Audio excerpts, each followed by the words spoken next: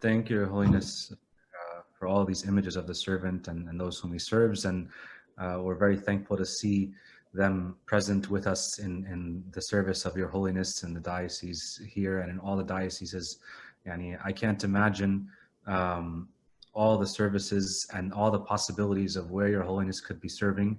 And the fact that I think us as bishops and priests and servants and people to see Your Holiness making time for us in a diocese, it shows that there's obviously a lot more to the service of Your Holiness that we don't know about, and we see that present with us. With Your Holiness's permission, we can start the questions and answers. Yes. Mr. Ayed Barsoum.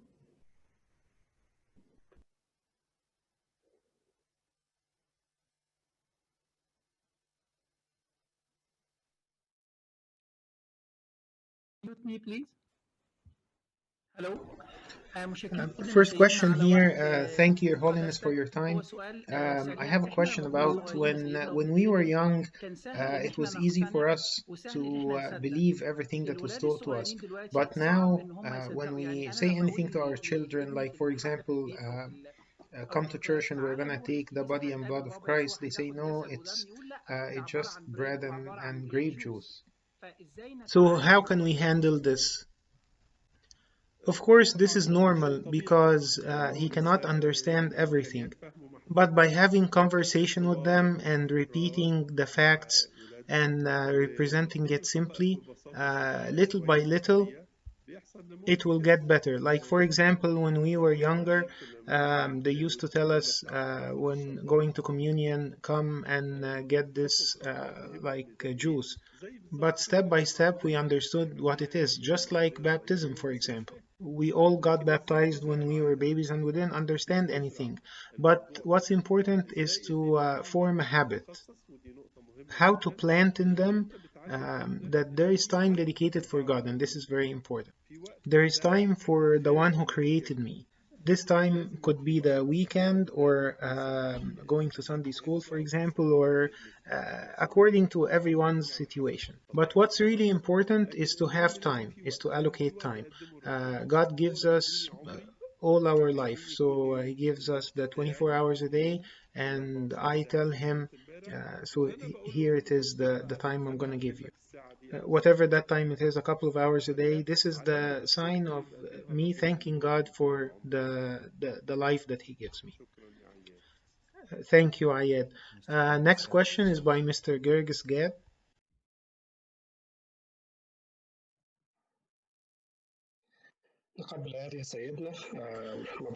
Thanks to Your Holiness for being with us yesterday and today. And my question is if Your Holiness can give us some guidance on how to discipline the kids and what's the difference between discipline and control. والفرق ما بين التهذيب والكنترول.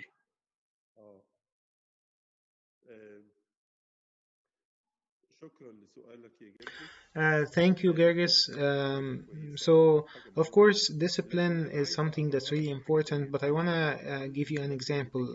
So, you know, when we teach our kids etiquette, for example, it's not appropriate if I'm sitting among people who are coming to visit me and look at the clock or my watch.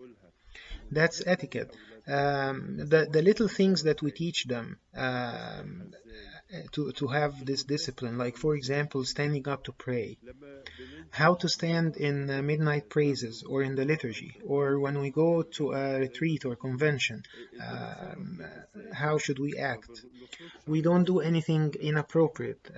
Even if we have time to play with each other, to have a good time or have fun, but at the same time do it within limits of not doing anything inappropriate. So discipline is a lot of little principles that we teach the kids. Another example is when we all sit down to eat, it's not appropriate to start eating before we pray or before everybody is sitting down on the table. These are the things that give us a good picture of how life should be together with our God and with our Christ inside the church. Some of it is social and some of it is spiritual, but at the end, we're trying to build like the whole being of the person. But be extra careful not to use any kind of violence or any form of punishment. He's coming to Christ, who is always cheerful and accepting. So if the servant is not able to be cheerful, he cannot actually be a servant. He has to always be cheerful and always have a welcoming spirit. So he would be able to receive the kids and welcome them and longing to see them. And this is what builds the relationship between the servant and the kids that he's serving. Without any form of violence, even if sometimes the kids themselves have some like sort of violence in their behavior. But you as a servant always have this patience and long suffering. Abuna Titus.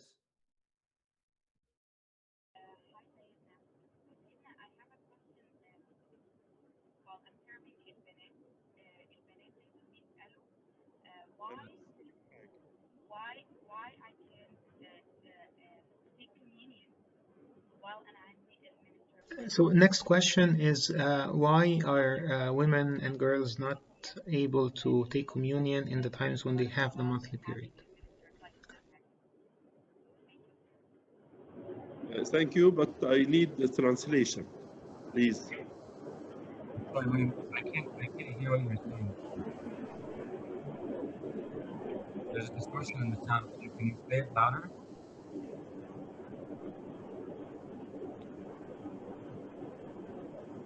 على ما أعتقد سيدنا هي بتسأل على البنات والتناول في أوقات زي الدورة الشهرية وكده، يعني ليه ما بيقدرش يتناولوا في الأيام دي؟ من فضلك يا أنبا يوسف عيد الإجابة، عيد السؤال لو سمحت. هي بتسأل أحيانا البنات بيسألوها كخادمة على فترة التناول أثناء ما بيكون عندهم البيريود، فليه ما بيقدروش يتناولوا؟ يعني نرد على البنات ونقول لهم إيه في الفترة دي؟ شيء مهم جدا إن إحنا So it is very important to be fully prepared to approach communion. We are always ready or should be ready in any occasion, whether it's spiritual or social, before we attend. For example, I can't go to a social event with like clothes that's not appropriate. Like for example, my jacket is ripped, or even my hairstyle is not done right. This is even from the social point of view, but when we talk about spiritual preparation, if we are approaching communion or the sacraments, we have to do that very respectfully. So the church has liturgies every day of the month, and sometimes more than one liturgy a day. But during that time of the monthly period for the girls, they are not fully prepared during that time to come and take communion. So we are trying to present our lives to God in the best form possible. During that time, the girl may be like down, or maybe has a little bit of a fever. She may also be tired or has little energy. So the rest of the days of the month are always available to come and take communion. And in general, if we take communion once a week, that's 4 times a month. That's very good. So this is all about preparing ourselves for the sacrament. But of course, we're looking at the girl that she is pure and clean. And what's happening at that time of the month is something that's physiological, something that God created, and He created it for a reason. But never looked upon as something that's evil or something that's defiled. And something like that is not even mentioned. Miranda Henry.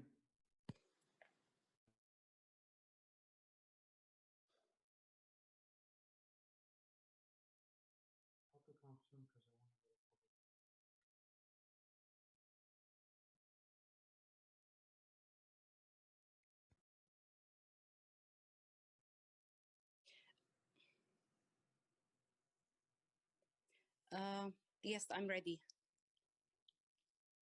مساء الخير يا سيدنا.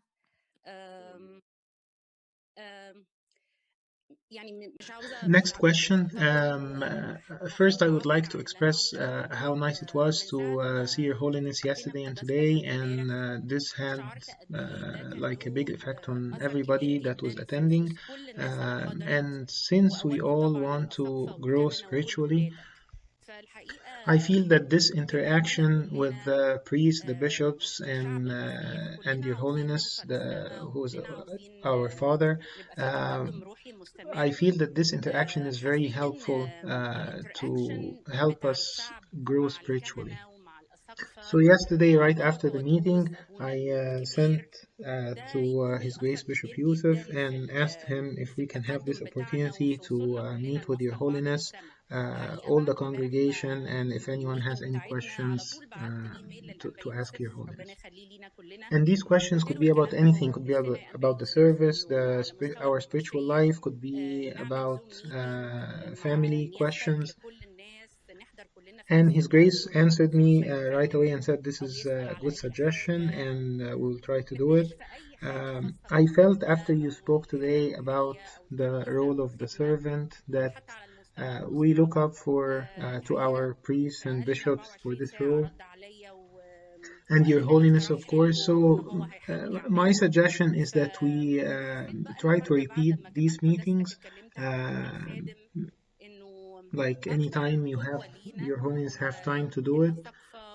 And just like today, we have a lot of people attending, we have a lot of priests attending, so this has a very big impact on everybody.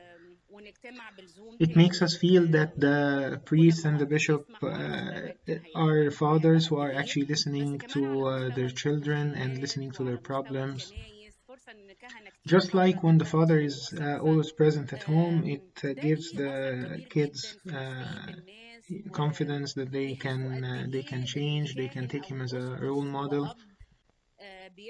Also, if the priest or the bishop or the pope we meet with them frequently, maybe every 4 to 6 months or so, this would have a very big impact on how all the congregation would feel.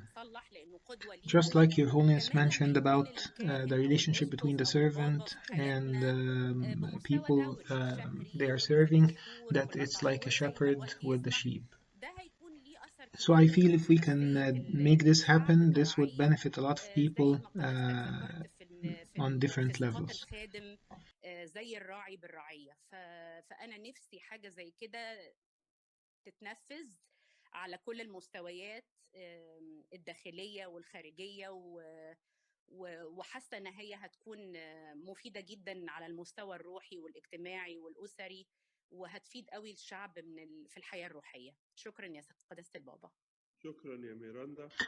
Thank you, Miranda. I feel this is a good suggestion, and I know that Bishop Yusuf and the bishops and the priests, you have like an active diocese, and you have a lot of services. Of course, this is a very good idea to make this meeting happen.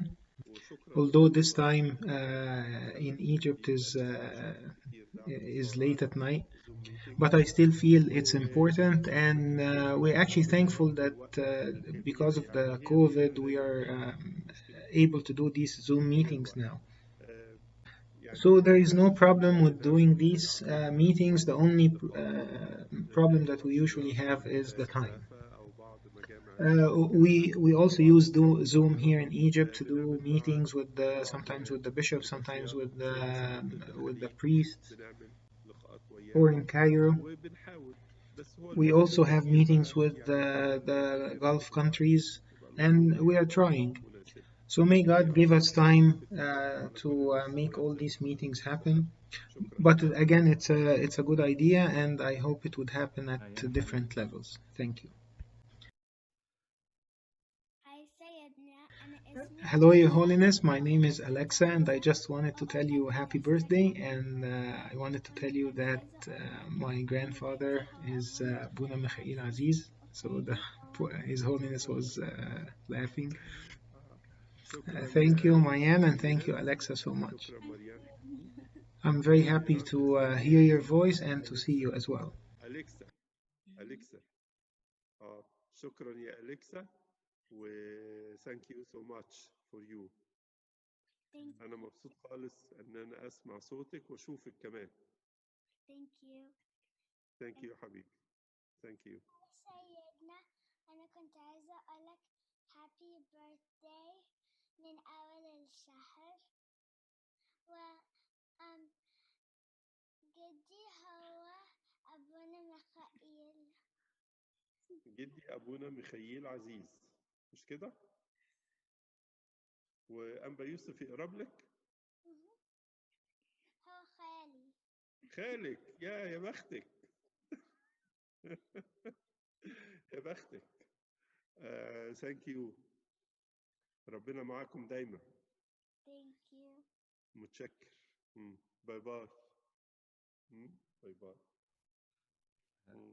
رانا ميخائيل.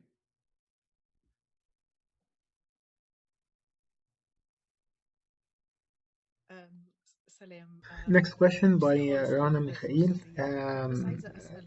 Thank you for this meeting. I just had a quick question about change in the service. Your Holiness mentioned that something about change in the service, but a lot of people are always afraid to change anything in the service. And they feel that the same way they grew up in the service and whatever they had like about 30 years ago, they want to keep the same thing. And according to them, what they received, they want to keep and keep going in the church. Of course, some things are out of the question, like dogmas and things that have to do with our faith, but when it comes to service, can Your Holiness give us some examples of what we can actually change in the service so that we would take these things as guidelines, and at the same time the people who are scared to change anything would be more comfortable that this is coming from the Pope or the Bishop, and we can just have it in some points, like for example when we sing in the church spiritual songs, like what's allowed, what are the musical instruments that we can use, because we go into a lot of debates, like for example whether the girls should cover their hair while they're in choir in New Year's Eve, for example. So these things, although they are very little, but they cause a lot of argument sometimes. So can Your Holiness give us some guidelines of what we can actually change, and maybe these things could actually be added to the website of the diocese, so it would be like a reference for us. We can use in whether we're going on a trip, Sunday school, any kind of service. So this was would again comfort the people who don't want to change or feel bad about changing. First, thank you. I want to tell you that this is a very good question. Of course, it's impossible to make a list of what we can do and what we can do. Also, the culture is different in different places. Like, for example, something may not be appropriate here in Egypt, but the same exact thing would be totally normal in a Western society, for example. So we cannot really have a list of do's and don'ts, but in general, the process of change for us as Egyptians is very hard, because all of us grew up in the same place around the Nile, and we all occupy like 7% of the area of Egypt. We had the same circumstances, and all of us, if I can say this, we have the genes of no change. Like we resist change.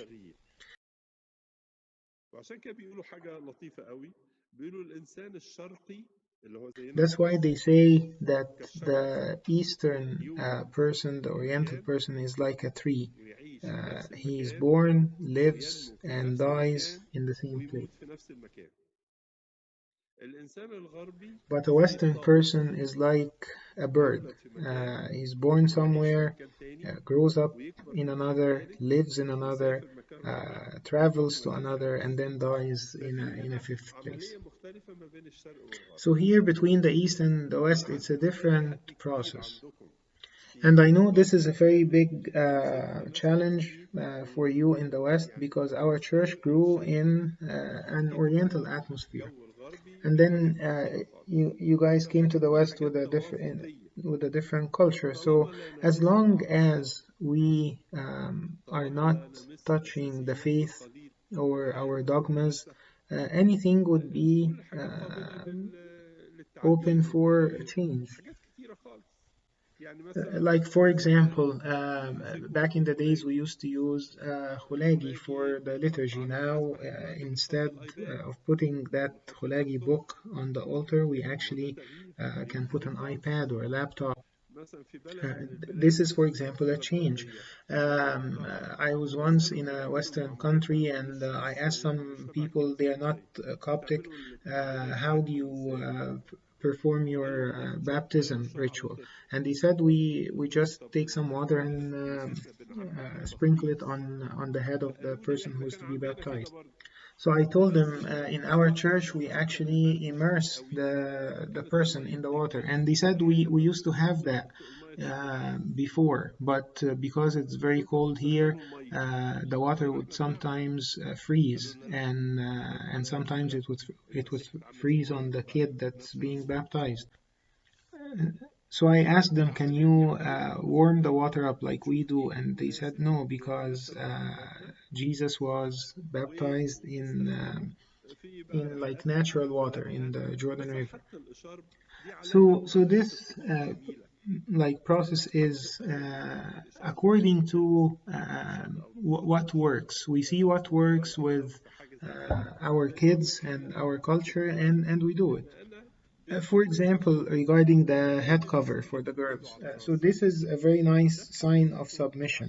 When a girl puts a head cover, even if it's in a choir, it's a nice sign of saying, I am a daughter of Christ and I submit to Him, as if Christ is putting His hand on me. So this in itself is a good teaching, and so on. But we cannot come up with certain rules and say you have to do this and don't do that. So you together, you can sit together, the bishop and the priest and the servant, and see what's appropriate to do, what needs to be done, and do it as long as it doesn't touch our dogmas and rights and things like that. Next question by Father Benjamin. If Your Holiness can, I'm not sure if this is something that you have seen in other places, but I feel here in our country that I feel that the men and youth, like the male youth, I feel they are not engaged in very much in the spiritual life, and I feel that the women and girls are more fervent, and also in taking care of their families and being active in the service. Of course, some are, and they are doing a fantastic job, but it's a very small percentage. So I see youth now, male youth, that are not really they don't know how to serve their family, how to serve their wives, how to establish a relationship, intimate relationship with God. So I don't know if Your Holiness had the same experience in other places. We are actually trying to start some services regarding to target this group, but if Your Holiness can give us any guidelines or experience about this.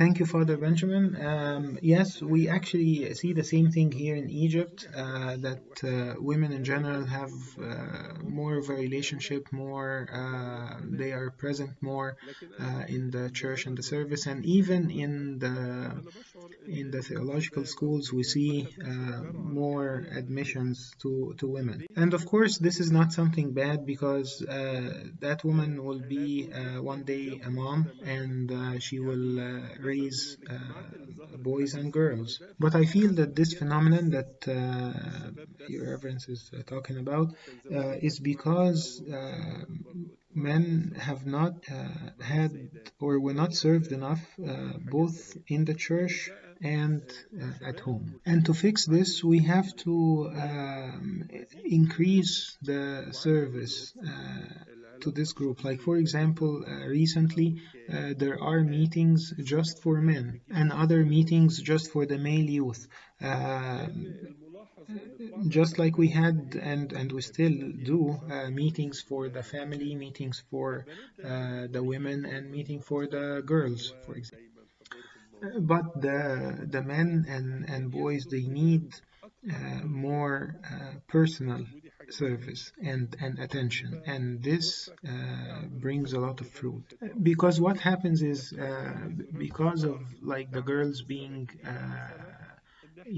attending more, have good voices in the choir or so on, they get more attention than the boys in general. And of course, this is not good. So maybe you can have a plan for the new year to reach out to all the boys and all the men in the church and try to compensate for any lack in the service of those people. At the same time, any service for the women and the girls is very important because these are the ones who will become mothers, and they are the ones who will raise boys and girls when they grow up. And they are the ones who will teach them and raise them up how to be responsible and how to respect the family and what it means to have a family and to be responsible for it. Also, they will teach them how to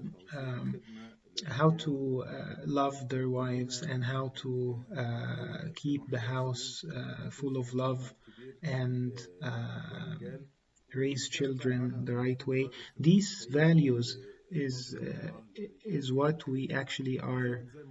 This is our responsibility to keep going. This is a comment by His Grace Bishop Yusuf. With your prayers, Your Holiness, Father Benjamin, the one who asked the question, is actually planning a new service for the men, and we're planning to have in 2021 a big meeting for all the men in the diocese to explain how does God look at the man and what's his purpose for him. Also, like Your Holiness mentioned, we started having some meetings that target men.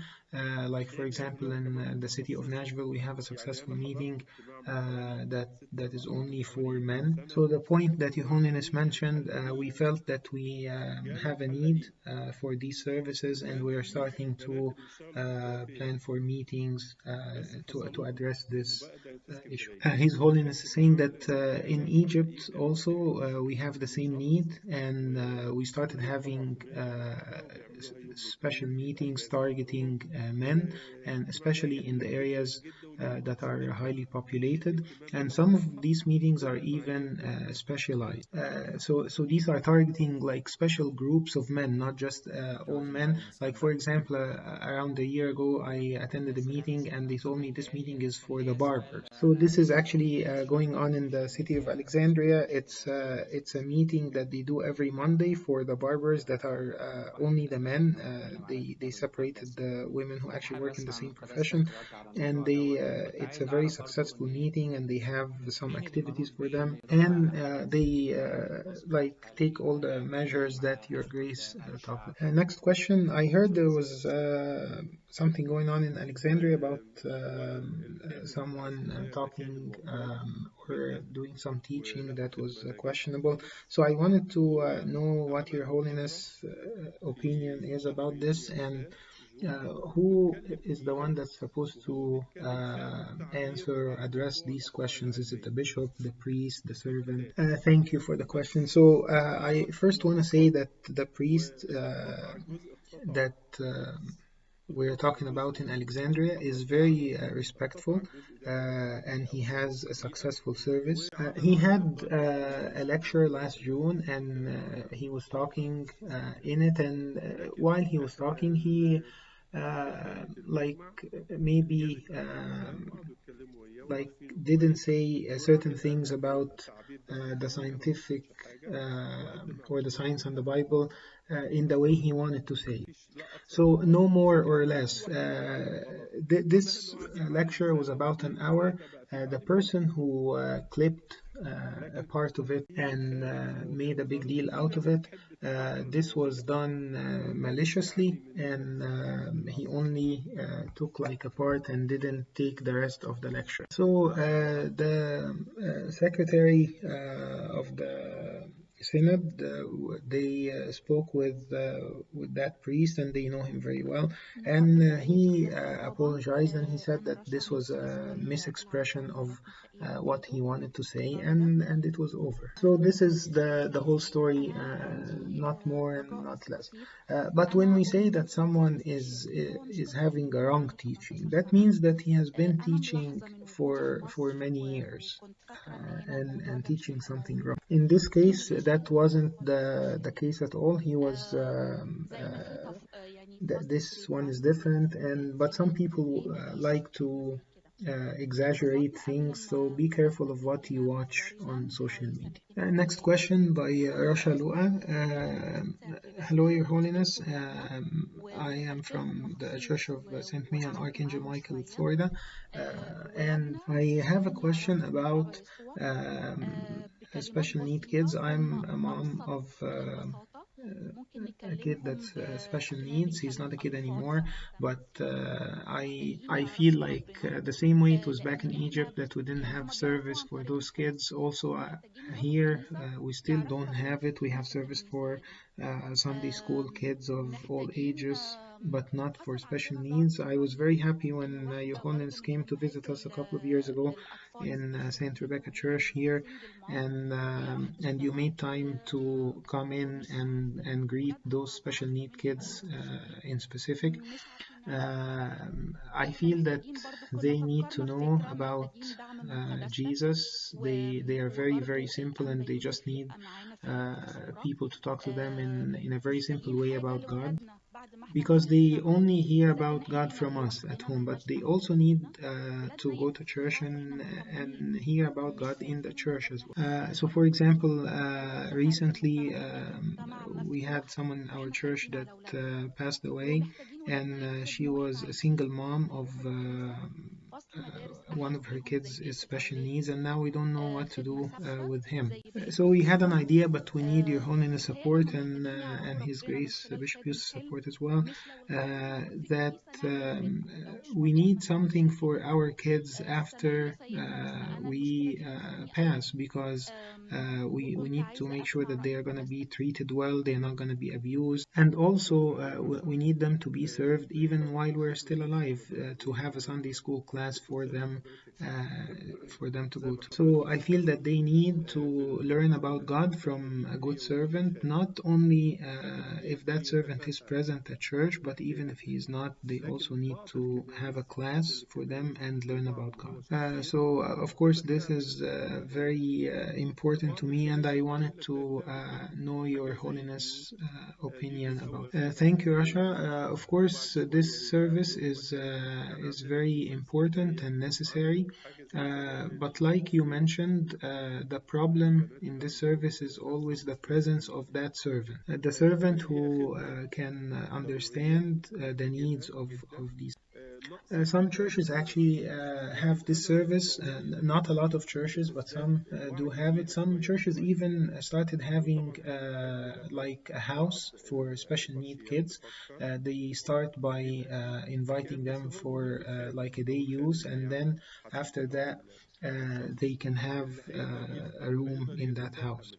For example, one church in Alexandria have a service now for the female special need kids. Again, this is a necessary service, and the problem, like we mentioned, is the lack of servants that can handle this service. But I feel that it's growing more and more, and people recognize the importance of it now. It would be great if some dioceses can plan to have this service, but it always depends on the servant that can deal with the special need kids and understand their needs. May God send more servants that can deal with the special need kids and understand and know how to deal with them. I actually hope that this service would grow, but I do see that it's now acknowledged in some places and some churches more than before, growing step by step. But may God send them the servant. This is a comment by His Grace Bishop Yusuf that we do have an annual convention for the special needs every year in the month of July, and it's very successful. The only year it didn't take place was last year because of COVID. Also, to have a house for the special need kids is actually something that we are planning, and Father Joaquin from Florida is leading this effort. We also have a curriculum for the special. So this curriculum is different from the regular Sunday school curriculum, and it's simplified for special needs, and it's available on the diocese website. When we have a bigger group of special need kids, we actually have, like in one of the cities, we have a liturgy for them. So we bring them all to the liturgy, and it's just for them. But sometimes we run through the problem of, like for example, in one church we may have one or two kids. So we ask, should we just open a class for the one or two kids, or should we just have them attend with the regular Sunday school class? The other challenge in this service is, like Your Holiness mentioned, the availability of a servant who is trained and knows how to deal with special need kids, because not everybody can do this. So for example, in St. Mary Oviedo, the church where Russia belongs to, it was the first church to have a class for autistic kids, because there was a servant in the church that was trained in this field. Also last year we started a service which is the Lost Sheep, to train servants how to deal with special needs groups. But like Your Holiness mentioned, there is not enough servants, and with the praise of Your Holiness, we hopefully we're going to have more. I agree with Russia that this is a very important and necessary service, and that we need to secure their future under the supervision of the church. His Holiness is also saying that one of the churches, they were able to buy 2 apartments and dedicate these apartments for the service of the special need girls. So even after their families are not there, they can still have a place to live. This is a service that's going on now, and there is an excellent care for these girls, and they also are using some volunteers. For example, a servant, a female servant, would come and volunteer to stay with them for about maybe 4 hours a day. So this is a very successful service that's in the town of Smuha in Alexandria. May God bless. Peace, Your Holiness. This is a question by Samir Mikhail. So Your Holiness mentioned that a servant should stay serving all his life, but right now I'm retired, and I feel that the gap,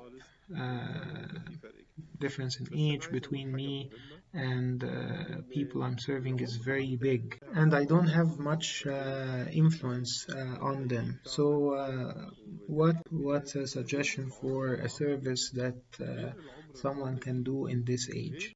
Thank you, Samir. Of course, there are so many different services. So, for example, in older age, the service could take a form of like serving in a place where the people are having medical help, in visiting some sick people. It doesn't have to be some sort of teaching, or it doesn't have to be serving younger kids, because yes, the gap is going to be big. But I want to mention something important, that the age is not only like the age that we write in a document, but there is the mental age, there is the emotional age, or the age where I interacted with people. So, for example, someone may be of old age, but he can interact with younger age in a very good way, and this is very good. Of course, this is not always the case, but sometimes it's there. But again, there are so many different services, like, for example, even administrative services in the churches may work in a older age. Some services that involve teaching, that involve family ministry, or helping the newcomers. So the field of service is very big and diverse, and I'm sure that you will find something that's up. Next question by Ifat Wilson. I just had a question, Your Holiness, about negative and positive energies. I get some questions now from younger generation about, like, for example, they ask me, do you hear the water?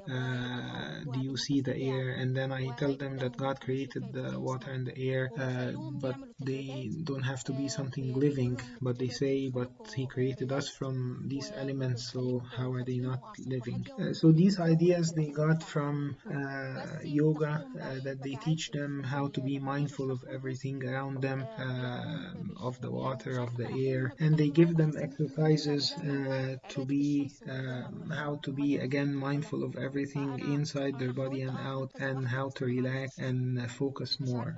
But the way they teach these things to them, sometimes they take it a little far, so I feel when they talk to me that we are kind of like maybe going back to worshiping the sun and the fire. I tried arguing with a couple of them, but I wasn't successful, so I don't really know what to do. So as well in saying, thanks God, we don't have these things here in Egypt, though we have air and water, but they don't talk yet. So I want to tell you, let's of course these things are based on some scientific facts.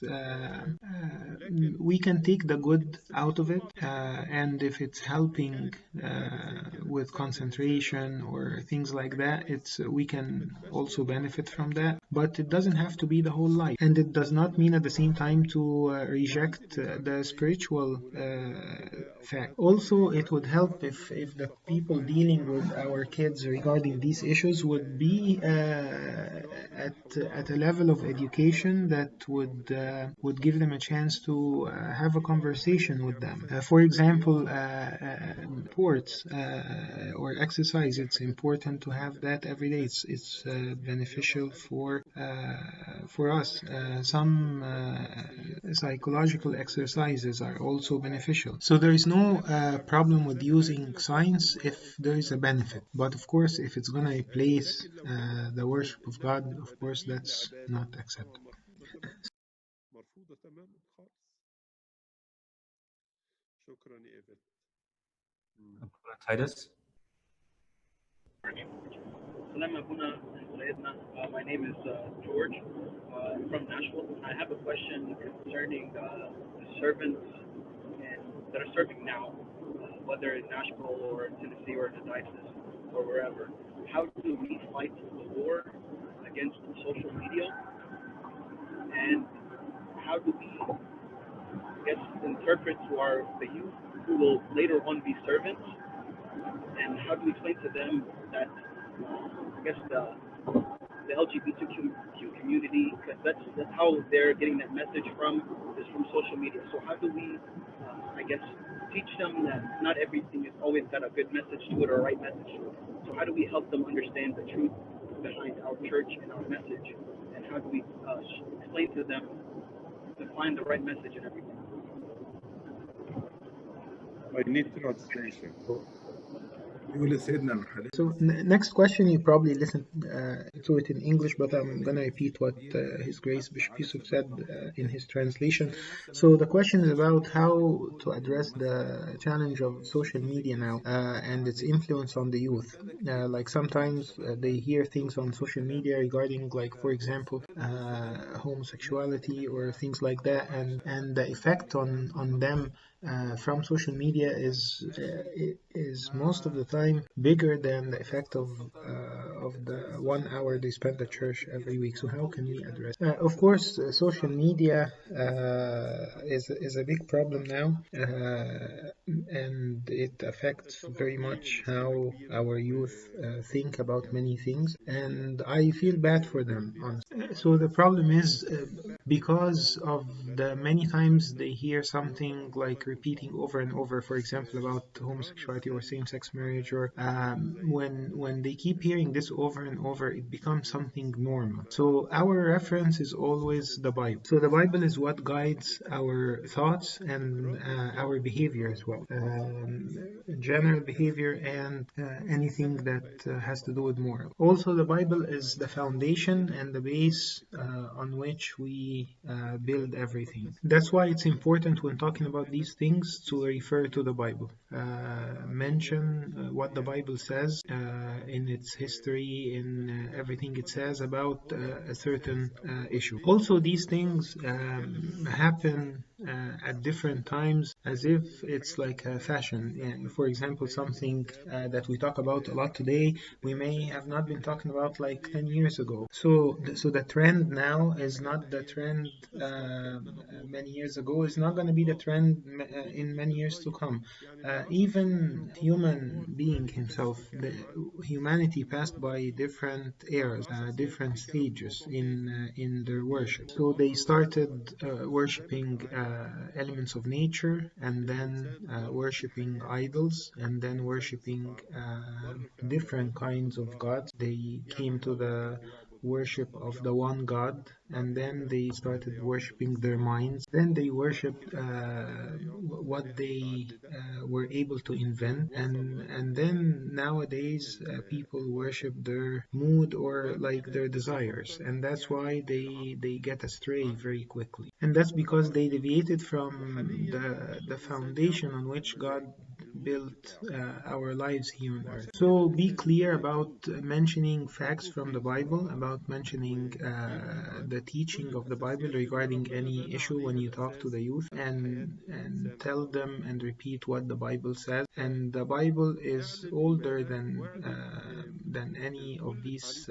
inventions. Also, the Bible was written through the inspiration of God, and this gives us, of course, the confidence that God is the one who created us. He's the one who knows what the best life is. Everything that happens around us is controlled by God. Even, for example, the leaf that falls from the tree. Even like the Bible says, our hairs are counted by God, and so everything is accounted for by God.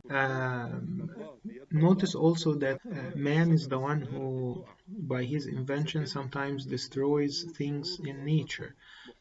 But we say that the facts about humanity, the facts about this world and nature is always going to be in the Bible. So it's important to mention these facts to the people, to focus on it, and to highlight. Peace, Your Holiness. We are learning from you how to be a role model to the servants, but I have a question that I see in myself and in the servants as well.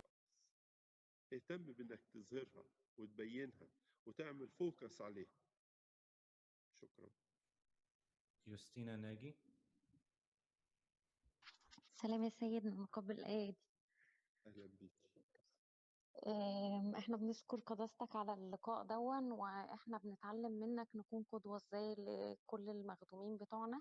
بس انا سيدنا ليا سؤال، انه احنا يعني I feel that we as servants, because of the you know how busy we are in life and all the things we do. Like when we go to the Sunday school, for example, and there is a kid that's misbehaving, sometimes we feel that there is a kid that's misbehaving. Sometimes we don't want him to be there, and that's why I think this may be one of the causes of, like it was mentioned, that there are more girls now that are interested in the church than boys. So we have a tendency now to be attracted to the kids that are well behaved, the ones that are coming to listen to the lesson, the ones that are coming to learn the hymns and they focus.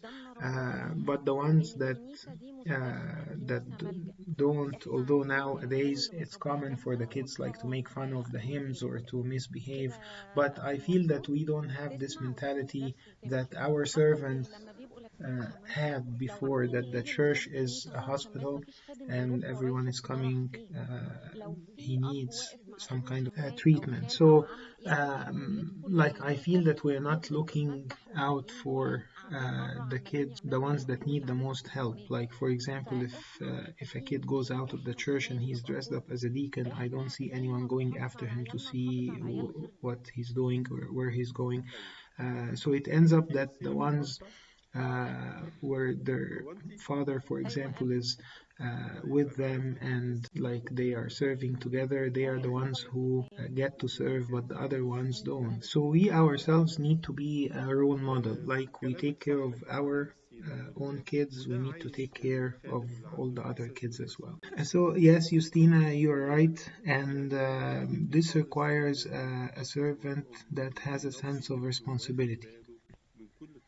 I like very much when a father is taking care of his kids and noticing their behavior, and the mom, or of course both of them. Because if we are not going to take care of our kids, who are we going to take care of? So taking care of our own kids, of course, with the limited number, 3 or 4, that's very good. But also taking care of the other kids, the general sense of responsibility is very important, and we need to plan this in our servants. Also, if there is like overactivity by the kids, especially the boys, it's good for the servants who are serving them to maybe get together and talk about this situation and talk about how to deal with this activity.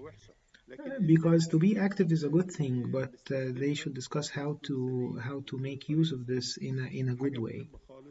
So it's very important to have a sense of responsibility in general towards all the kids. And like we mentioned in the lecture, that if we can have this bond between the servant and his kids, or the servant and her kids, like if every maybe 6 to 10 kids in the church are followed up upon by a servant who is taking care of them, we would have like very good, bring up very good generations in the future.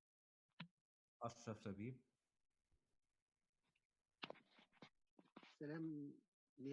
Next question by Ashraf Labib. I'm glad Your Holiness is with us today. I would like to ask about, I had like something that was causing me some pain in recently, is that since COVID started, we started doing virtual Sunday school in the church, and I'm a servant in high school, and I feel there has been lukewarmness in general, and I also feel that most of the kids are attached to video gaming now, and they are spending most of their time on it. They are not willing to attend virtual Sunday school. On the other hand, we are not able to visit them because of the COVID situation. And also some of the kids, they totally lost interest and they said we're not coming anymore. My second question is, I had a dream, is to serve through sports or have a sports ministry. Just like we talked about the meeting for the men, we also, I visited والحلم دوت سيدنا الأنبا يوسف يعني هو سامعني أكيد. حلم أنا بقالي 16 سنة هنا في أمريكا. الحلم إن إحنا ممكن الخدمة بالرياضة. Like some people or went to check on some people playing soccer, and I found that there's a lot of kids that I haven't seen in church for a long time that actually go to play. So I wish from His Grace Bishop Yusuf if all the churches here in Tennessee could have like either a field or for the kids to play, or like an indoor court. This way it would attract the youth and we would be able to serve them better. بدل ما بنأجر وكل فترة يبقى ده زي كامل كده قدامنا، أو زي حاجة تجذب الشباب ونقدر نخدمهم بطريقة روحية ونقدم لهم جرعة روحية بالنسبة للشباب وبالنسبة للهاي سكول. شكرا يا سيدي. كلام كويس خالص واشكرك يا اشرف. طبعا فترة كورونا. Thank you, Ashraf. Of course,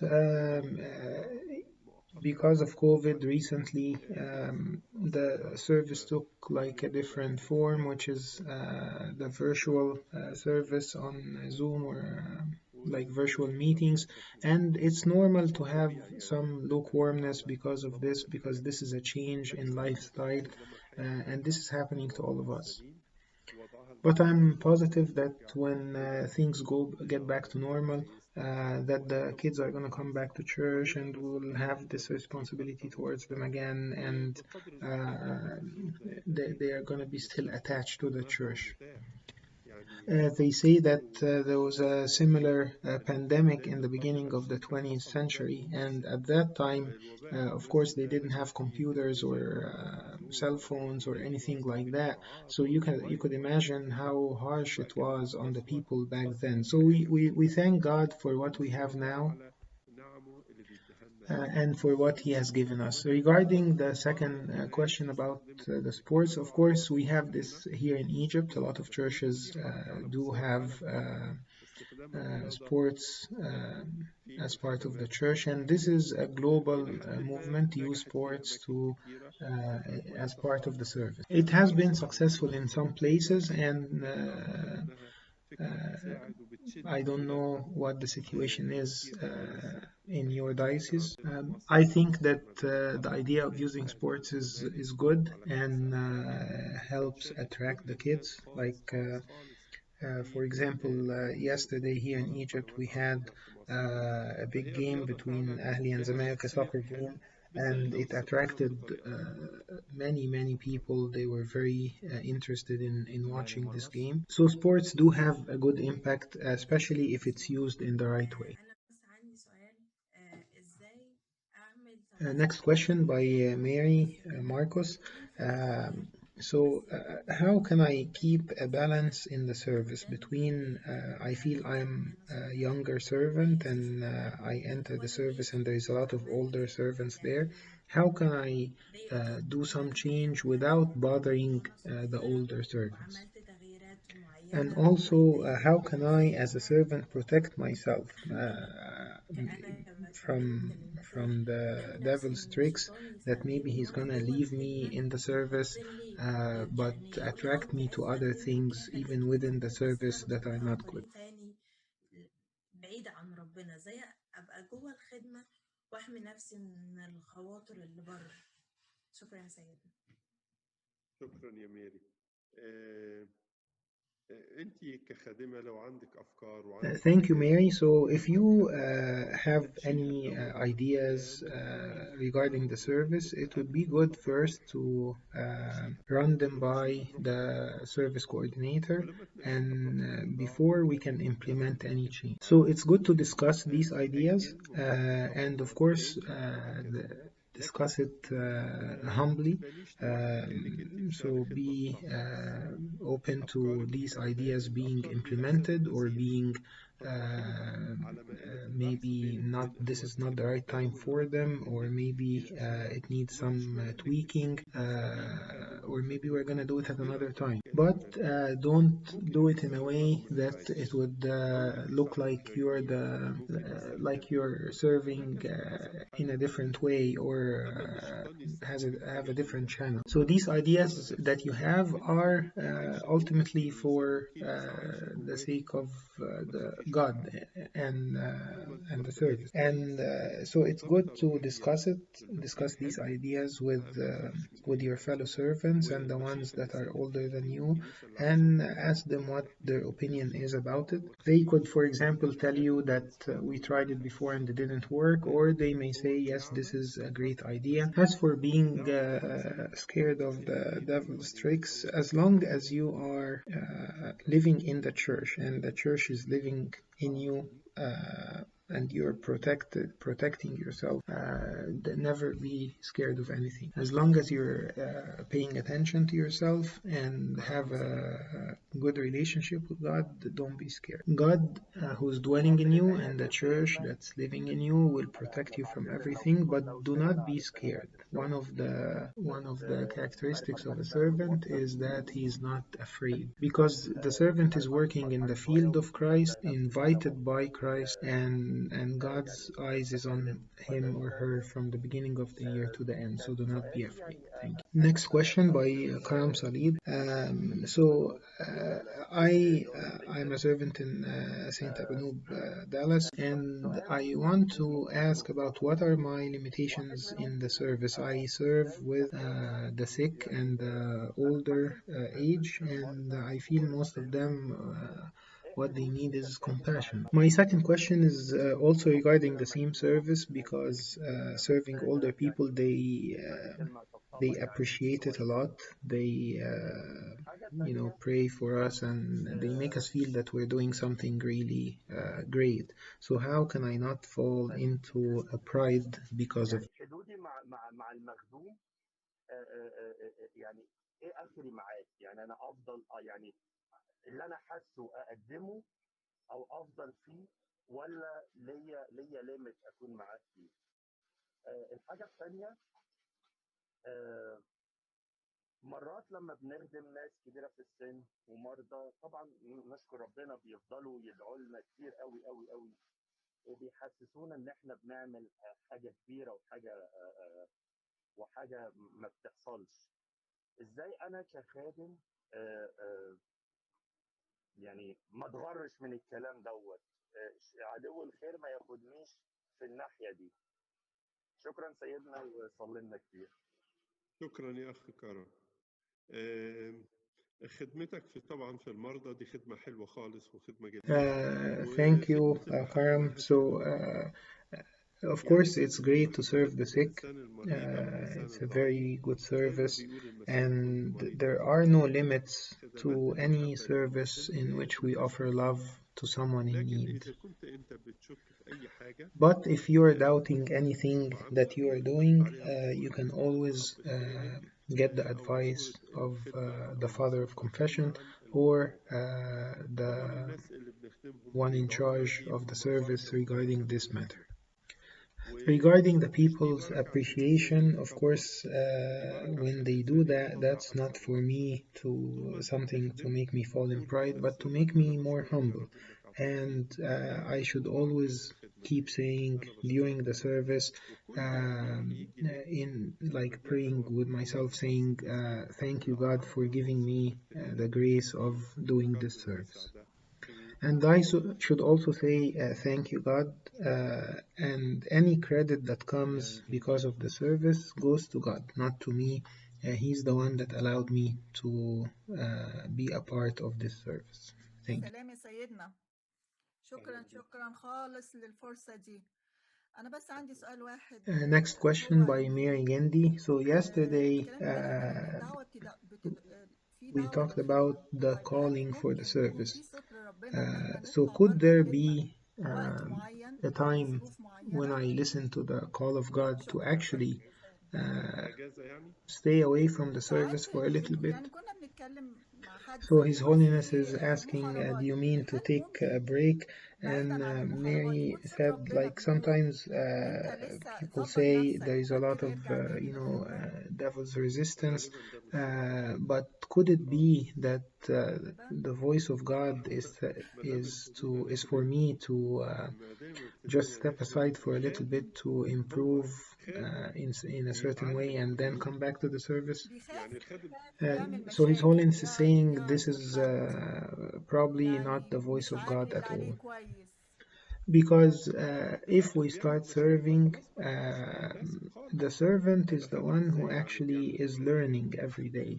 لكن بصفة So عامة Mary is saying, but what if the servant is ومش causing شرط ان انا problems اخده or تاني لا causing some اجازة people عشان to ابعد عن stumble or he's الخدمة not عشان doing what they اسوق are وارجع supposed to do? للخدمة No, of غالبا course, the one that's الشخص causing المظلوم ده problems, هيجي مع how الخدمة can he be ومش serving هيرجع and لها causing تاني problems at the same time? فالشطارة But in ان الانسان general, يدي مساحات the على idea that راسه او على me as a دماغه servant, I would take a break to عنده ان الخدمة get والاتكال better and then come back to انه the service is يجتهد not. Most probably, if ويقف someone is بالطاعة thinking this way, ويكون they نفس will leave الروح the service and never come back. So the right thing to do is to run this, if I افتكر have these thoughts, to برضو من run them by القصص my father of confession اللذيذة or by وفضلت the أمارسها على أنفسهم service coordinator لكن and الخادم اللي بيجي له stay in the فكرة service كده but وعايز يقوي نفسه improve كانوا يخلوه myself مثلا خادم within the بياخد service. So I remember something عطا that used to happen when والخادم someone اللي has يوزع الصور thoughts على like مستوى this, they الخدمة would كلها give him like يقوم a تحس different إن kind مش of بيعمل service. For الخدمة example, instead بفعاليات of teaching ومؤثرة in the Sunday school class, فممكن في شخصيات تانية تحس إن هي they would be the خدماتها ones أكبر responsible to like collect the لكن donations لما or يخدم الخدمة pass out the gifts at the end. So he's not doing ويتعلم في the الخدمة main وينمي service, but he's still inside the service. But as long as we started serving, we stay in the service, we learn in the service, and we grow in the. Next question by Manal Zaki. My question is about the debate that was taking place recently because of COVID and communion. Of course, this is something that this is the way we were raised to take communion this way, and we're sure that the blood of Christ purifies us. So, what's your holiness opinion about this? واحنا واثقين كل الثقة ان دم المسيح بيطهرنا فايه رد قداستك على الموضوع ده؟ Of course, we mentioned this over and over recently that communion in our church is straightforward. We have been living like this for many centuries. And sometimes when we have, for example, a sick person, we give him communion in a different way, which is when someone is sick, we give him the body and the blood together. So of course we are not casting any doubt on the sacrament itself. We are positive that the communion would not transmit any diseases. But you living in the West, every country has its own guidelines and warnings, and these are some kind of laws, and you have to respect the laws in any place. Here in Egypt, we don't have any of these laws, and we are living our lives as normal as long as everything is under control. So only if there are a number of sick people, we give them communion by this method, and this is what we always do. We go to hospitals or houses or prisons, and we this has been going on for a while, that they get communion by this method. Thank you. Next question by Joseph Armani. He's asking, why don't we have uniformity within the churches here in the US? So we have some churches that are directly following Your Holiness. Some of them are parts of diocese. And some of them do things a little different. So when our kids travel, for example, to a different state and see something different, they get confused. For example, We heard that some churches pray like a liturgy at night, December 24th, which is kind of celebrating Christmas with the West, but we still keep the fast until January 6th. Also, we heard about other churches that have deaconesses and they have special things to wear during the liturgy. Another example is, for example, some churches don't celebrate Halloween at all. Some churches do a celebration for All Saints during that time. These things cause confusion for the kids, and sometimes we don't know how to answer if they go from one state to another and see something like that. We would love to see uniformity between the states. I'm talking about, of course, the U.S. Between like what happens in the churches in different states. Of course, I'm not talking about what is right and what's wrong. Whatever Your Holiness and the Synod would agree with is what we're going to follow. But we would love to see like all the states doing the same thing. او مين الغلط او مين الافضل او مش من الافضل. طبعا اللي نيافتك تقول عليه والاساقفه والمطارنه والمجمع المقدس امين في كل حاجه، بس اتمنى ان يبقى في توحيد في الحاجات دي على المستوى ككل يعني. واشكر نيافتك جدا سيدنا. شكرا يا جوزيف. Thank you, Jose, for this question. Of course, the U.S. is very big and diverse, and all states have different laws and different circumstances, and every bishop in his diocese, he sees what's appropriate for pastoral needs. As long as we are not touching the dogmas or the faith, the way we express, like I was just mentioning, about the story of baptism, that they felt that in very cold situations this could actually kill the baby who is being baptized, and when we asked them to warm the water, they said Jesus was baptized in natural water, not warm water. These differences are due to the different cultures and the different needs of the people. For example, here in Egypt, the year is divided into seasons based on the area of the heaven and the waters and the plants. And we are also, for example, we pray for the Nile River, but in the US there is no Nile. In some other countries, like for example Libya next to us doesn't have rivers at all. So how should we pray then? So there has to be some kind of difference. So these differences are, as long as they don't have anything to do with the faith or the dogmas, they are acceptable. And even the language that you speak, like you all speak English, but this English is different from one region to the other.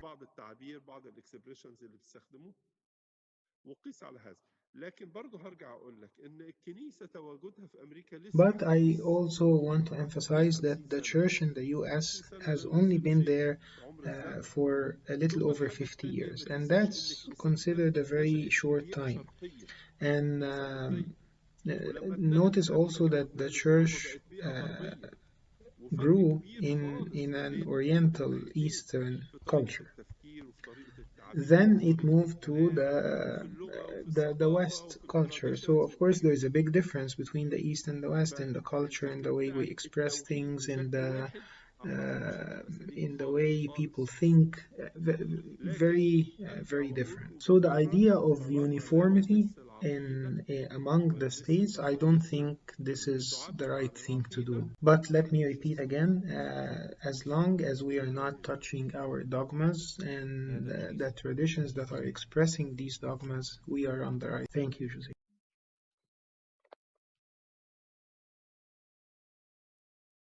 سلام يا سيدنا، نقبل الآية دي قداسة البابا.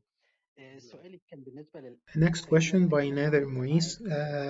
So my question is, when Your Holiness spoke about 12 different aspects or dimensions of the servant, sometimes when I see in myself that I'm not able to fulfill some of those aspects in the service, I get a feeling that, this is not for me and I should leave the service, or I don't have what it takes for the service. كلنا يا نادر So His Holiness is answering, of course, neither all of us don't have what it takes for the service, and all of us are not worthy of the service. But when you discover that there is something lacking or there is a weakness, we work on it to make it better. Like, for example, if you see that you're not reading the Bible as much, then you start reading more. Or, for example, if you're not familiar with the hymns, you can make yourself more familiar. But one of the nice sayings, it says, if you want to learn how to pray, get closer to someone who loves to pray. Or if you want to learn the Bible, get closer to someone who loves the Bible. So if I see any weakness in myself, I work on it to make it better. But if I say that I don't have what it takes for the service and I leave the service, that's not right. The consequence of that will not be good, because service is a spiritual struggle, and I improve myself if I go to the service one day, for example, and I at the end of the day I evaluate myself. So this way, the next time the service will be better. It will be more influential. Like Christ said, I came for them to have life and to have a better life. So service is a process of improving to the better, and may God be with you. سلام يا سيدنا، كان في سؤال في السريع.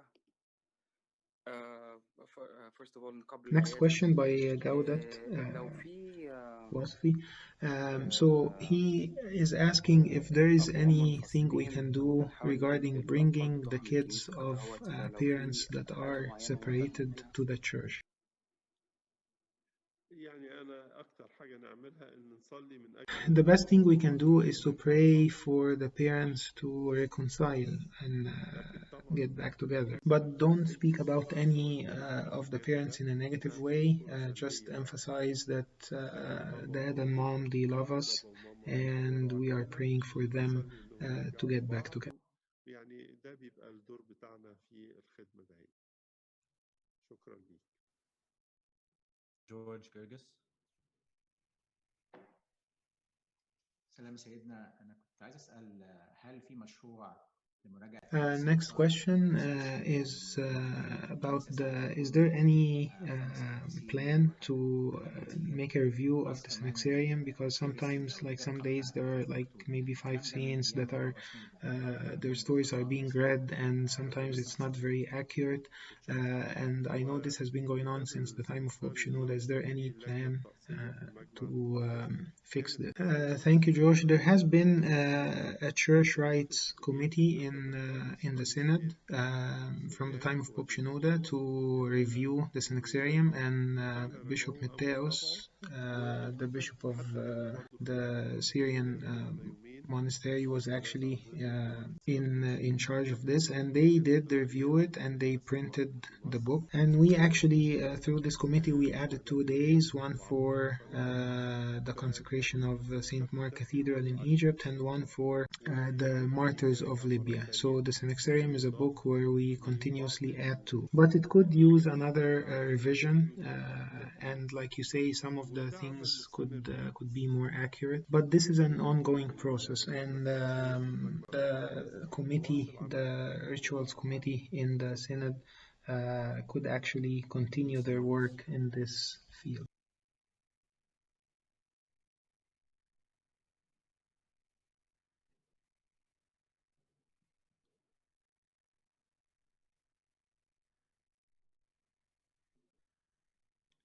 Lucy Morris, you can unmute.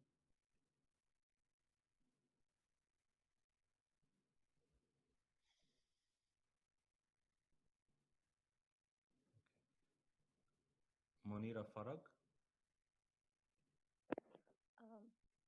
سلام يا سيدنا، أنا منيرة جرجس من تكساس. كان عندي سؤال يا سيدنا. ساعات الخادم بيتحارب بفكر إن هو يسيب Next الخدمة question by ويروح Munia يخدم Farag. في There سفر is sometimes والأول we ده have a fight وضع as الرسول servants that راح العالم كله we وكذا، بس ليه دايما it's في better to leave the جوانا service for the خادم sake of our لو inner جو peace. الخدمة ما كانش And مريح we أو remember the لو verse جو that الخدمة what كان would فيه someone gain زي if تضارب he أفكار أو gains تشتت. everything فصح يا and سيدنا loses إن الواحد himself. Of يسيب course, this الخدمة happens when علشان the atmosphere of the يروح service is not للخدمة ويفضل مروح وهو محتفظ comfortable بسلامه. or there is a lot فهل of ينفع argument. So, is this right to leave the service for the sake of my inner peace? Because instead of going home after the service and having a blessing, I'm actually going home and I lost my peace. So, is this right? So, the atmosphere in the service, Munia, is an atmosphere of love, and that's the origin. And if there are many arguments, we overcome it by love. But if we all leave the service, who will be left? So if there are issues in the service, we overcome it by love through humbleness. And usually, what causes problems is some form of ego in the service. So the ego of the servant is what causes problems. But if the servant leaves his ego, his service will be very. نرمين فارس.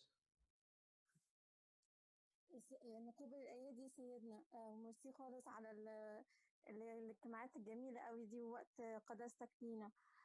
أنا سؤالي تكملة لكذا سؤال اتقال قبل كده. Next question by Nermeen Faris. So it's kind of a question that has been asked before or touched on before.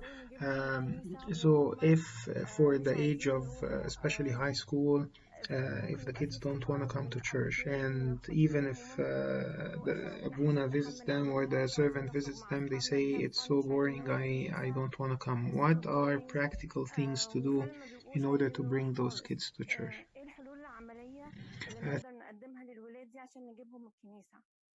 شكرا. شكرا ليكي يا نرمين. الصداقة. Thank you, Nermeen. So friendship, role model, love, and understanding how these kids think. If the servants befriends the kids and establishes this nice friendship between them in Christ, he will be able to bring them. So love is the only way that the world does not have. So the world can offer a lot of fun stuff, a lot of inventions, but it cannot offer love. That's why I'm inviting all of you as servants to be filled with the love of God in order to be able to serve. The servant who depends on his strength or himself or anything that has to do with himself is his service will be very weak. But if you become a channel for the love of Christ, this is the only thing that's missing. Through this, you can bring the kids and they will be attracted to this love of Christ that they see in you. So through the love of Christ, the kids will like to be with the servant, they will like coming to church, and at the same time, that will not stop them from having their social life, or it doesn't stop them from being with their friends. But you as a servant pay more attention to being a source of love to the اهتم جدا ان انت تبقى مصدر للمحبة اللي تعلمها لأولادك. شكرا.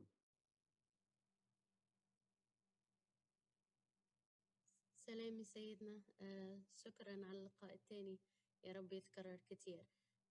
احنا كلنا عارفين حب نيافتك للكتب. Next question by Maureen Thabit.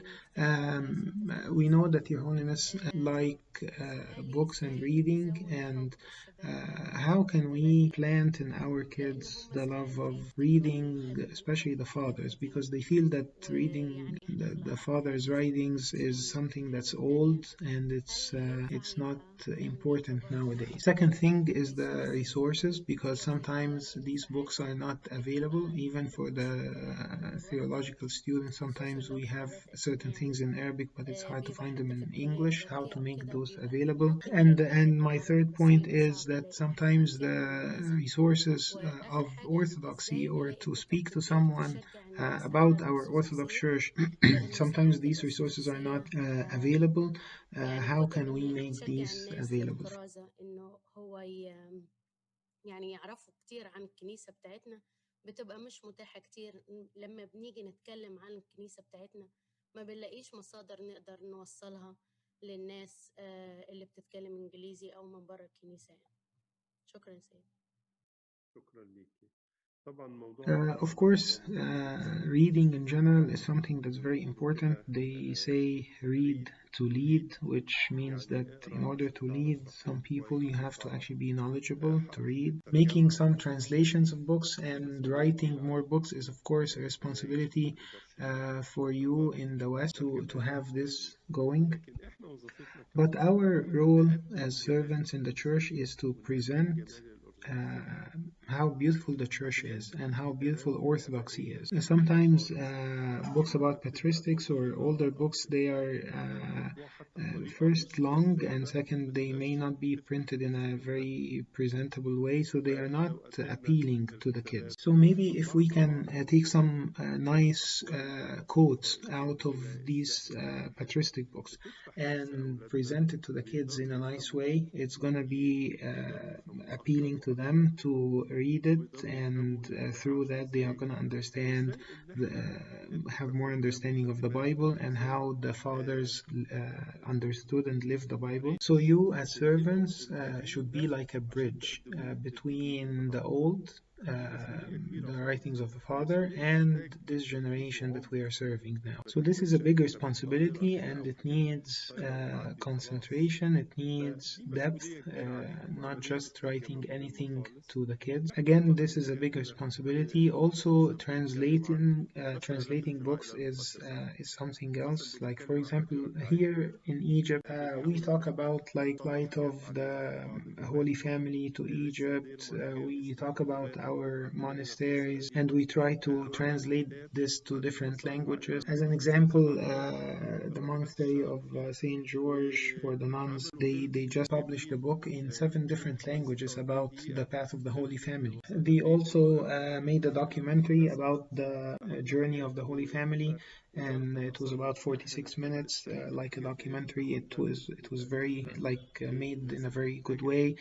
Even the Department of Tourism, they are using it as part of the history of Egypt now. So this is a big responsibility that you have to be aware of course, under the guidance of the bishops and the priests and the older servants.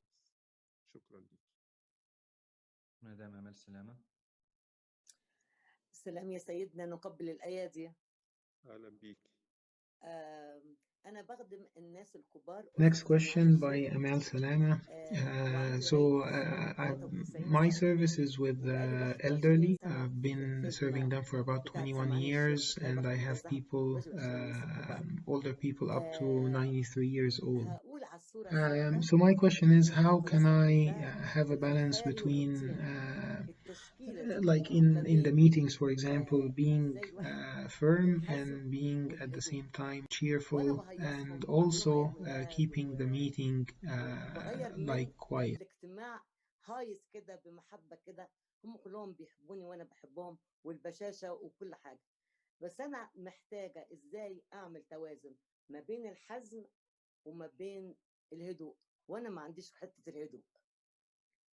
وهو ال 93 دول عايزين حزم، عايزين ضحك وهزار وكل حاجة وحضن وطبطبة وكده. So His Holiness is answering, of course, like 93 years old, they don't need any want to be firm with them, just stay with being cheerful. 93 وتعملي حزم. طب ترشدني بإيه سيدنا، أعمل إيه يعني؟ بإنك اللي بتعمليه كويس خالص. شكرا يا سيدنا، شكرا. شكرا ليك، شكرا. مايكل نيكولا. سيدنا نقبل الأيادي، وشكرا لمحبتك وتعبك. وقتك. هو عندي سؤالين هخليهم Next question بسرعة by لأن الوقت. Michael Nicola. So, Your Holiness read with us part of the epistle to Saint Timothy, and my question is, like, I know that we, as an Orthodox Church, as a Coptic Church, have kept the faith for many centuries pure, but at the same time, we have an obligation now to evangelize and to get out and speak to other people, and there is some pressure now to protect our kids from atheism or from being non-denominational. So which one is more important? Of course, historically, our church was not involved very much in evangelism like some other churches were. But right now, we have an obligation to keep the faith, but we also have an obligation to protect our kids, and maybe when they see us evangelizing and bringing other people to the church, that's going to be good for them. فاحنا لينا دور وفي نفس الوقت لينا دور نحمي اولادنا. فهل يعني معلش يخوني اللفظ، بس هل الهجوم خير وسيله للدفاع؟ هل احنا المفروض على الفرونت التبشيري نتسع اكتر بحيث ان اولادنا لما يشوفوا انه في ناس بان احنا عندنا رساله بيقدروا هم من نفسهم يعرفوا؟ ده حاجه نمره واحد. تاني حاجه Also, my second question is regarding sometimes we as servants may be opposing the family. For example, if the parents are taking their kids to a non-denomination church and we tell them this is wrong, or if maybe one of the parents is smoking, or maybe nowadays sometimes the families are not very stable. So this of course causes problems with the kids. Who would they believe? The church that tells them one thing, or the parents that tell them another? So how can we be balanced in not offending the kids, but at the same time telling them the right? ما تكرر يعني الولاد كتير بيقعوا في الجاب ده ان هم طب احنا نصدق بابا وماما اللي احنا بنحبهم واحنا عارفينهم ولا نصدق الكنيسه؟ فازاي نبقى متوازنين بحيث ان احنا ما نعملش تضارب في الولاد، ما نعملش اضطراب في الولاد. شكرا قداستك. شكرا ميشيل. طبعا الخدمة أولا. So of course service comes first and then evangelism. Just like Christ said, be witnesses to me in Jerusalem, in Judea, and to the ends of the world. So our role in the service is very important. That we have to protect our kids, that we have to teach them the right thing, and they see how these teachings are being taught, are being lived in the church. This is the first thing, and then we go to evangelize. But I'm asking you as servants to put an effort to show the beauty of the church. It's like someone who has a piece of gold, but there is a lot of dust on it. No one is going to see the beauty of it. So put an effort to show the beauty of the church. Like for example, as a servant, of course, if I'm putting an effort to present something beautiful to the kids, they will be attracted. But if I'm repetitive and I'm serving while being bored and I'm not trying to do anything to attract the kids, they will not be attracted to the church and they will be attracted to the world. So this is a question, of course, in English. Just to recap, like how can we support the clergy who are putting a lot of effort in the service? فأنت بتقدم الخدمة بأجمل صورة ممكنة. So we offer the church in a very beautiful way.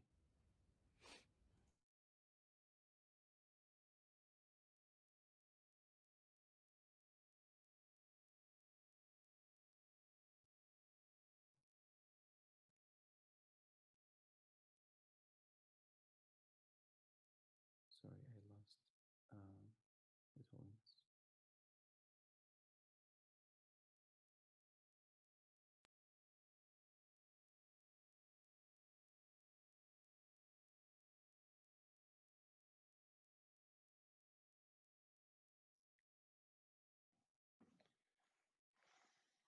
Okay.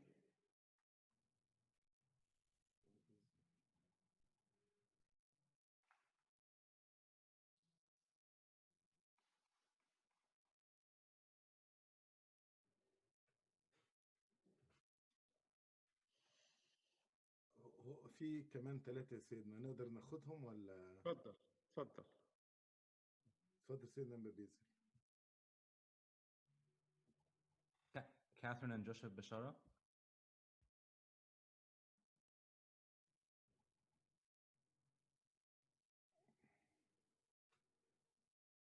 So, hi, I'm Joseph Bishara, and I'm in Austin, Texas.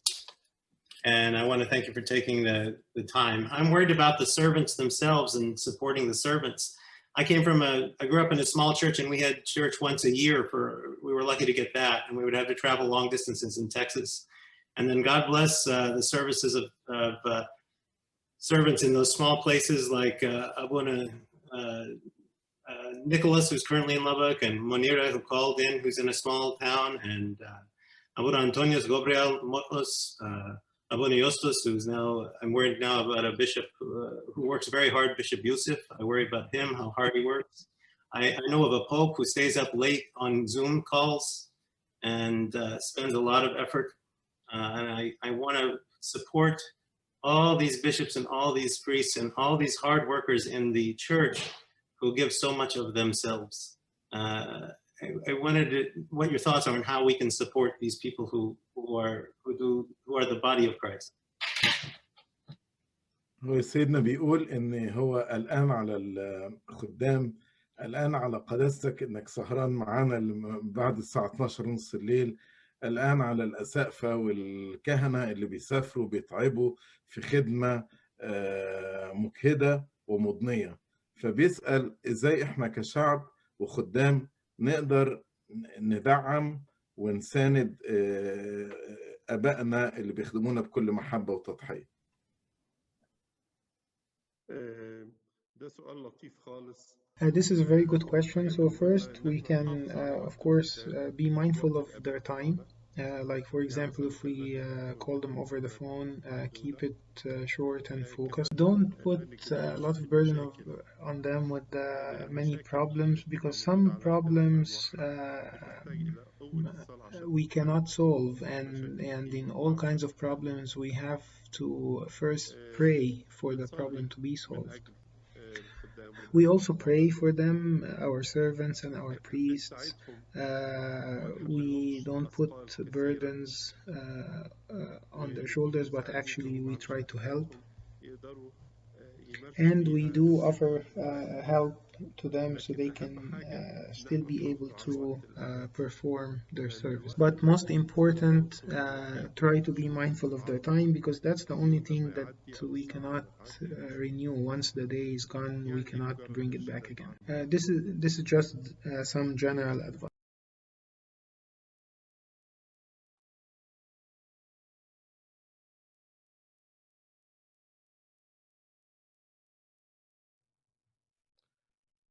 Eva Tawadros.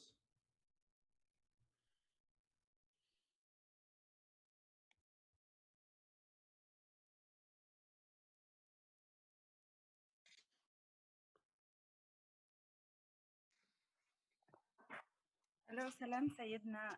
Thank you for taking my question and sorry سهرناك. أنا بس عندي سؤال.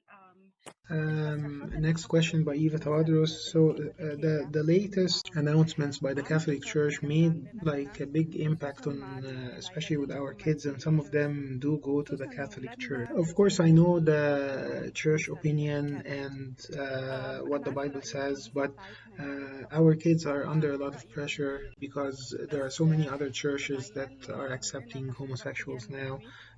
How can we deal with this, or how can we talk to them about it? المثليين دول مترحب بيهم وفتحوا الباب ليهم. فالولاد عندنا بتتعرض لضغط كتير قوي من المدارس ومن الكنايس التانية. فإحنا دورنا إيه كخدام، دورنا إيه كبيرنتس، وإزاي نقدر إن إحنا نرد على حاجات زي كده. شكرا سيدنا. شكرا يا إيفا. التصريحات اللي كانت طلعت Thank you, Eva, for your question. So, طبعا عندنا في مصر the latest announcements by the Catholic Church were misunderstood by many, and here in Egypt they were misinterpreted. So, my understanding is that the Pope of Rome he was saying that if, like for example, within a family, they discover that one of them is homosexual, they should give him like enough care and attend to him. But of course, regarding homosexuality, our reference is the Bible, and what the facts that we have in the Bible are what we go by. So what the parents tell their kids is very important. How to teach them the right thing from the Bible. Of course, there is pressure from outside, but what the kids are gonna hear from the parents and from the church is what speaks to them. So this is something that we have to like pay attention to, mention to the kids what we know from the biblical facts, from the history of the church. Although in some times in history we didn't hear much about this, but there were, like for example, Sodom and Gomorrah, and we hear about that in the Bible, like this was present in an evil way. But we have to focus on these biblical facts. We have to teach it to our kids, and we also have to pay attention to being a role model. So this beautiful family setting, dad and mom and brothers and sisters. I did mention one time the word family has 6 letters, and it tells the story of the family, father and mother, I love you. So this is the meaning of the family. The family is the place where I get my satisfaction filled, and at the same time I learn how to love. Also, the family is where I learn the correct principles and how I live my life. معلش أختي تسامحني لما نيافتك كنت بتتكلم عن صور Next question by القيادة Nasreen. Edward, I just forgot to write down number 7 of the principles that Your Holiness mentioned. معلش لو نيافتك بس تقولي نمرة 7 كانت إيه في صور القيادة. أختي تسامحني يا سيدة. نمرة 7 المقص So the answer by His Holiness was the number 7 was the scissors and the vine. شكرا سيدنا. شكرا.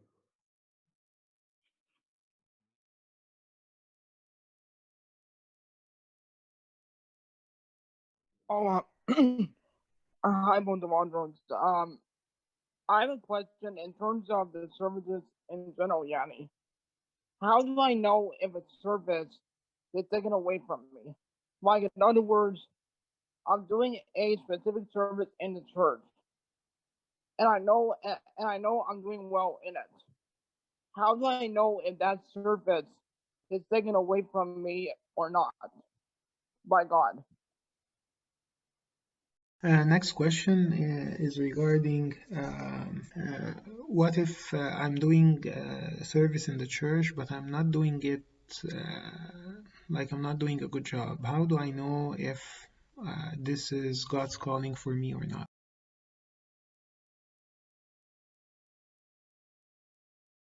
So of course the priests and the service coordinators can help evaluate the service and see if there is anything lacking. They can help him to do better.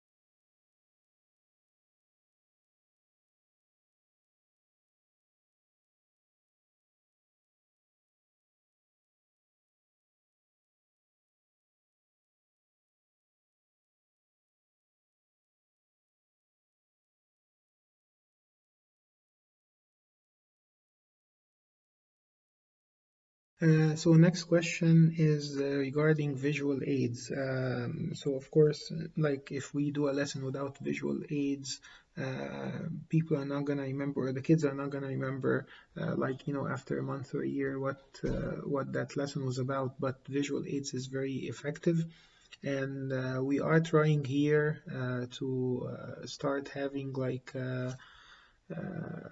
a bank for visual aids for everyone to click on something and have the visual aids for that lesson online, which would be very helpful. But we have a challenge of the language, of course, and this is still new here. If there is anything in Egypt that has been going on, I know it's more advanced in the service in Egypt. So if there is anything we can use here, that would be great.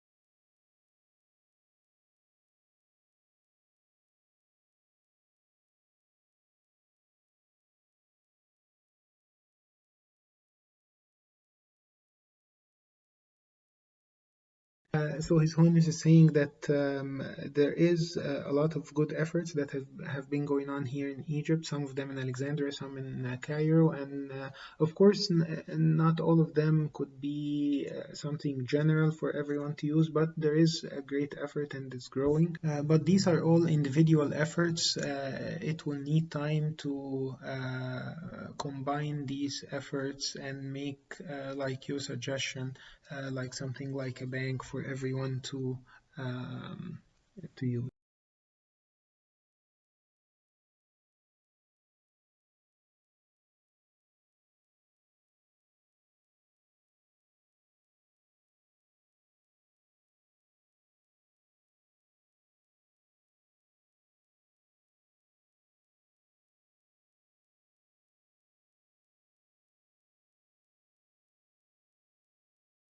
Next question is about how can we tell the servants or teach the servants that service is not just something voluntary that we do as part of our time, but then we have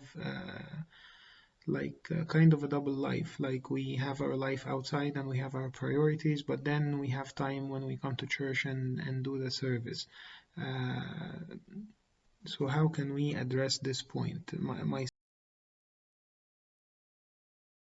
second question is regarding the parents that bring their kids to the church, but they don't help the servants, and they rely completely on the church with their kids' spiritual life. So how can we address this as well?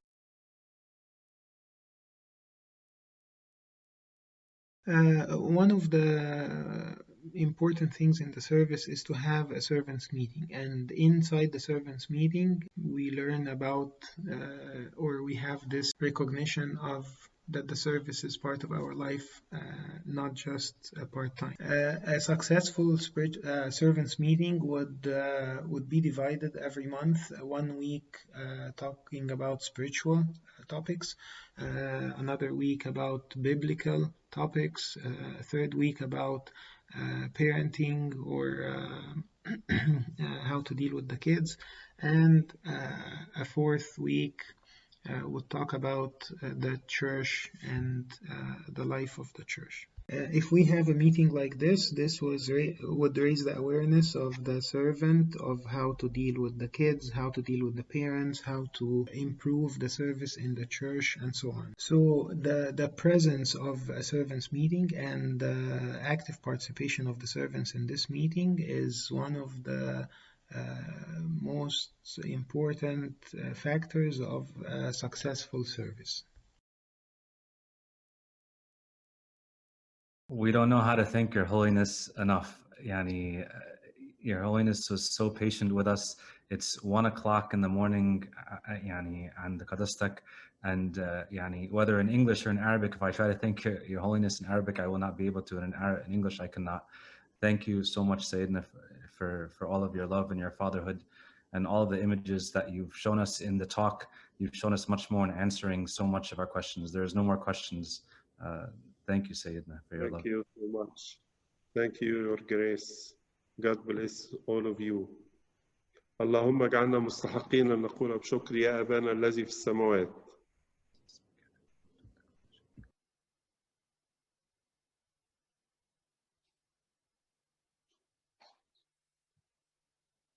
امضوا بسلام، سلام الرب يكون مع جميعكم. ومع